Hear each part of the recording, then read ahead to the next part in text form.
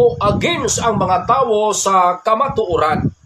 Kay nagtuo sila nga sila maoy anaa sa kamatuoran. Kabalo ka ba kung unsa ang kamatuoran? Ang kamatuoran wala sa inyong simbahan, wala sa inyong mga leaders, or wala sa inyong reliyon. Ang kamatuoran dunay gitudlo sa balaang kasulatan, duha ka klase. Una, Juan 17 versikulo 17. Basahan na ninyo. Miingon diha ang pulong, ang imong pulong o Dios, mao ang kamatuoran. Mga kaigsuonan, ang balaang kasulatan mao ang pulong sa Dios. Usa ang kamatuoran dinhi nato basihan or makita sa balaang kasulatan. Kung nakasulat, ayo pag-ingnag, dili kamatuoran. Kana kay nakasulat ang pulong sa Dios, kamatuoran. Mao nay angay tuhuan, dili ang inyong simbahan ug ang inyong mga leaders. Ikaduha makigsuonan, Juan 14 versikulo 6, kung sa may giingon ni Kristo, I am the way and the truth and the life. Klaro kay na ha? No man cometh unto the Father except by me. Klaro kay si Kristo mao ang kamatuoran ug ang pulong sa Dios.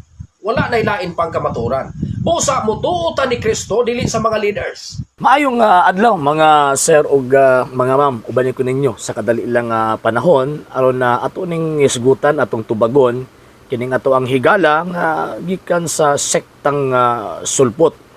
And sa dili pa ko magpadayon sa wala pa nakapag-share, nakapag-subscribe niining ato ang channel, ayo taw mo kalimot. And kung ganahan mo niining maong gitawag og video, so ayo na pagdugay-dugay, ayo na paglangan-langan, i-click ang subscribe, then pagkahuman click the notification bell kay para every video nga ato ang i-upload sa social media o kining ato ang gihimong program ma-notify dayon kamo. And sa mga Katoliko nga kanila naga-comments and at the same time nagatabang sa ato ang gitawag og programa, daghan kaayong salamat kaninyong tanan. Ug sa mga botong motabang, daghan kayong salamat kaninyong tanan in advance. Okay. So naatay tagaan og tubag kining ato ang gi-play karon nga video nga nagkatawag ko sa maong gitawag og pastor na ning kamot gyud in town siya sa paghatag sa iyang punto, paghatag sa iyang argumento aron para ingnon bang tinuod sila. Ug sa samang pagkaagi nagtuo siguro siya nga makalusot siya niining maong iyang presentation. So ato anang usa-usahon og tawag ini nga tubag. First point nato, dili ta supak nga ang Ginoong Jesucristo mao ang kamatuoran, ang balaang kasulatan gisulatan sa gitawag og kamatuoran, pero di nato pwede nga ingon nga wala sa simbahan ang kamatuoran. Kay gani ang 1 Timothy chapter 3 verse 15 ingon pa ni San Pablo, ang simbahan mao ang haligi og patukuranan sa tanang kamatuoran. So kung mingon ka nga wala ang kamatuoran diha sa gitawag og simbahan, then biyain ng imong simbahan, and at the same time wa ka nituo sa balaang kasulatan, di ba? Ingon pa ninyo kinahanglan mo tuo sa balaang kasulatan, una sulat man sa balaang kasulatan nga ang simbahan ang haligig patukuran sa kamatuoran. O nganong di man gyud tuuhan, nganong di man yung dawaton. So buti pasabot kamo mismo ang nakasupak sa balaang kasulatan, kay naay nakasulat unya pagkaman di ninyo gitawag og tuuhan. Number 2, tawag ining point. Kung wala sa simbahan ang kamatuoran, nganong sige pa mamagpangumbinsi nga ipasakop ang inyong pundok? Kung wala sa simbahan ang kamatuoran, at sa may purpose sa mga tao nga muadto sa inyong pundok nga wala man dahil diha ang kamatuoran. So, hunyong namuan ng inyong kabuang mangonverter pa mo og mga Katoliko, pamaagi pa sa pag-converter, atakyuhon pa niyong Katoliko gamit ang Biblia niya para mahin mo lang nga masakop ninyo para ingon mong gitawag og pastoy mo. So kanang inyong pagkapastoy way pulos na nga naman kay diha sa inyong simbahan way kamatuoran diha. Way kamatuoran. Unlike sa iglesyang gitukod ni Kristo, ang simbahan mao ang haligi og patukuranan sa tanang gitawag og kamatuoran, ug ang mga magtutudlo nga naa binha gigiyahan sa Espiritu Santo aron mo tudlo sa kamatuoran. St. John chapter 14 verse 16 and 26. Nga pinaagi sa Espiritu Santo tudluan sila unsay ilang itudlo. Sumala pa ni Ginoong Jesucristo gihapon St. Luke chapter 10 verse 16, ingon pa niya, ang nagdawat ninyo, nagdawat nako, nagdawat sa nagpadala kanako, ang nagsalikway kaninyo, nagsalikway kanako, ug nagsalikway sa nagpadala kanako. Kamatuoran na ha? O, nganong dawaton man sila tungod kay naghupot sila sa kamatuoran ug ilang gitudlo ang kamatuoran kay naa sila sa lawas ni Kristo nga mao ang gitawag og simbahan. Number 2 argument, mga sir ug mga ma'am, gigamit niya ang St. John chapter 17 verse 17. Ingon pa niya naa sa Biblia ang kamatuoran. Nya remember kanang 17:17 referring man na kang Kristo. Dili man na referring sa libro. Diba? Mo na sipyat ini mo mga tawhana ba kay nag-quote og sitas ilahang bitang surambawon pagsabot di man kag ingon si Kristo ang imong pulong kamatuoran himuon yang Biblia. Dili man na mao.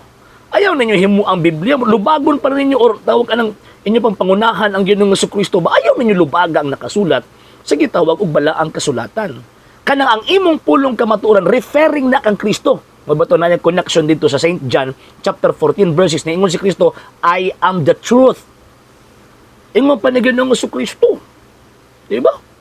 Oh, ngon niya, mao dili tawag ining ang kamatuoran dili o ayaw mong tuoan ng inyong mga leaders. Kinaara sa Biblia ang kamatuoran. So therefore, dili ka dapat tuuhan. Kinaman ka sa Biblia ang kamatuoran. So, kaya mga pastor, ay nagtuuhin na. Tawag ining maun. Pero kami di man pwede sa mua nga di mo tuo sa amo ang mga lideres. Ngano man kay gisugo man ng Kristo. St. Matthew chapter 28 verse 19 to 20. Padlakaw kamusta ng katawas tibok kalibutan, paghihimo mo mga tinunan, bautismoy sila sa ngalan samahan, Anak ug Espiritu Santo ug hinumdumi. Ako magauban kaninyo kanunay hangtod sa katapusan sa kalibutan. Nya na pa diha isa. Ayun pa niya, tudluin sila sa tanan nga akong gisugo ninyo. So manang mutuo mi sa among mga leaders, ngano man kay sugo bang Kristo. Kamo di mo dapat tuuhan kay ang pastor na ganin ingon nga di dapat di mo tuo sa mga leader. O di ka dapat tuuhan. Pero kami mutuo mi sa among mga leaders kay gipadala man na ni Ginoong Jesucristo. Ug dili po na supak sa St. John chapter 17 verse 17. Onya, inyo man pong gimahal na ang Biblia nga pulong sa Dios. Kinsa pinagtudlo ninyo ana? Kinsa po'y naghimo ni anang maong pagtulon ana aron tuuhan nga mamahimong doktrina og pagtulunan sa mga Kristiyanos? Kinsa man? Kamo?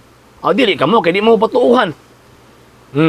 Ang nitudlo ana nga ang Biblia pulong sa Dios, walay lain ang Iglesia Katolika Apostolika Romana. Tuo mi.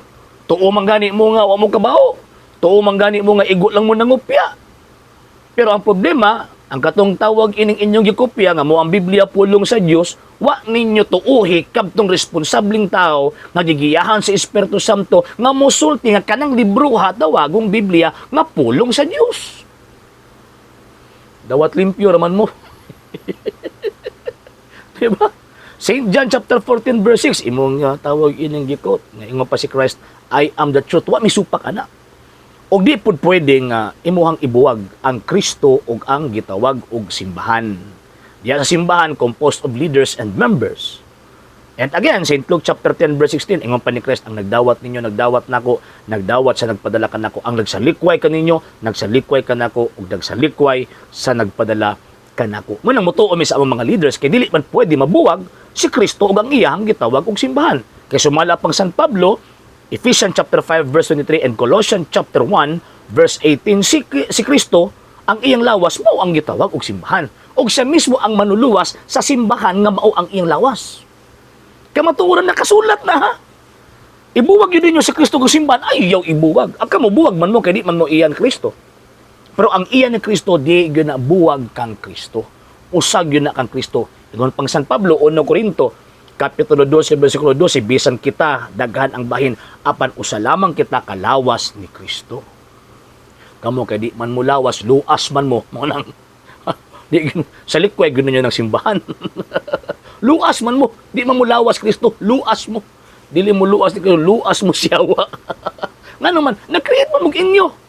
Unya inyo pag yung lubagon, inyo pag yung surambawon ang nakasulat sa balaang kasulatan.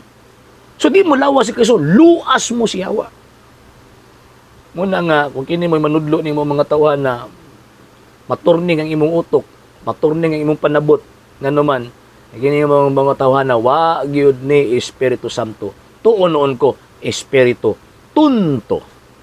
Sa hindi pa po nakapag-follow sa mga pages po natin, i-follow nyo po yung mga pages po natin, RJ Horolanciano II, TV Apolia Punto Argumento page, Kuya Apologist TV page, and RJ's Vlog 2022. And pwede rin po kayo mag-send po dyan ng Facebook stars. And also, sa atin po mga channels, sa hindi po nakapag-subscribe, i-subscribe po ninyo yung mga channels natin, The Lay Catholic, Apologist International Official, RJ Samuel II TV, Kuya Apologist TV, and Barrio Kawayan Religious Forum.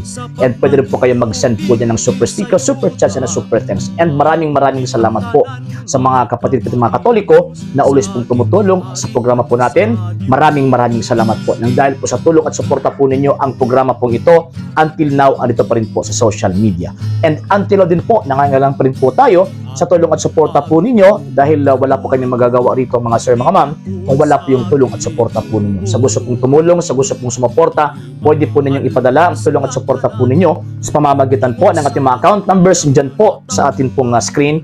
And pwede nyo po kaming i-message sa ating pong page kung via remittance po yung papadala po ninyo. Maraming salamat po in advance.